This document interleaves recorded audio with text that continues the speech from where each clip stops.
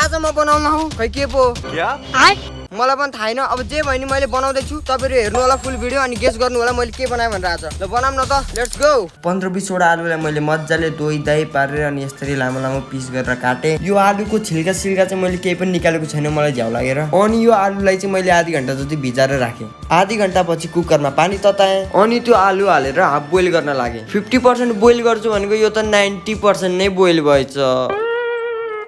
त्यसपछि कराईमा तेल तताएँ, रातो फुड कलर लिएँ, त्यो आलुमा हालेँ मैले थोरै कर्नस्टार्च, थोरै फुड कलर अनि थोरै नुन अनि मजाले मिक्स गरेँ। त्यसपछि म यसलाई फ्राई गर्न लागेँ। मेरो घर चाहिँ रिफाइन्ड ओइल नभएर मैले तोरीको तेल युज गरेको थिएँ अनि यो तोरीको तेल युज गर्दा पुरा फिज आएको थियो। किन होला प्लिज कमेन्ट गरिदिनु है। हाम्रो कालीले चाहिँ हरियो धनियाँ, पुदिना र हरियो खुर्सानीको चटनी बनाएँ। मैले पनि एकछिनमा सबै यो आलु फ्राई गरेर सकेँ अनि यो हाम्रो फाइनल प्रोडक्ट। त्यसपछि मैले मम्मी बाबालाई पनि टेस्ट गर्न दिएँ।